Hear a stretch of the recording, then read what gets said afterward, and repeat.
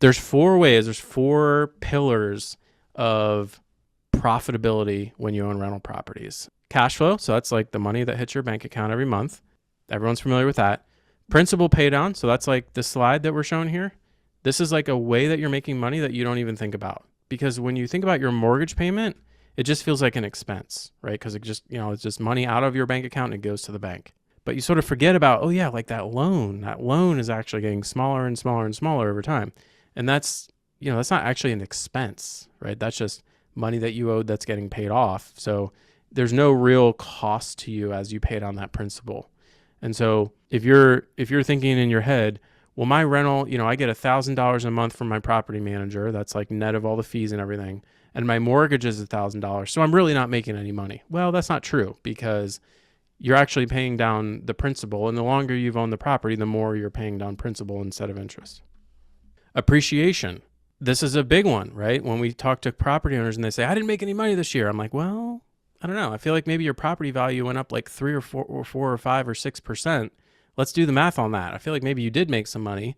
And it's easy to forget that though, because it's kind of like phantom money. Like it's not cash in your bank account, but it's still building your balance sheet. It's generating wealth for you.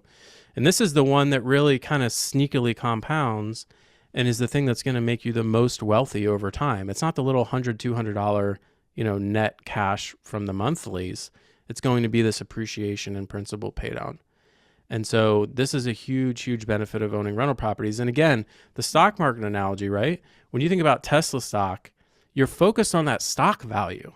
That's the equivalent of the asset value, of the home value. Whether they're making net income this month or that month, or they're reinvesting income, you're not really worried about that when you own a stock. And it's kind of a similar idea with rental properties. So I love if folks focus on that asset value and how it's changing. And then the last one is tax advantages. So there's a lot of tax advantages of owning rental property.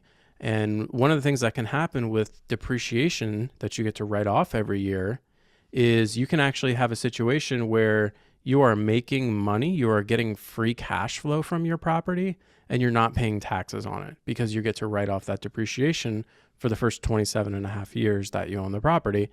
So if we think about those metrics, which we're going to get more to those metrics in a second, it's really hard to come up with a metric that captures all of these. The IRR, the internal rate of return, gets closest because it captures those first three and is going to be the closest that you really are going to have when it comes to like comparing your like returns to the stock market, rather than just looking at the cash.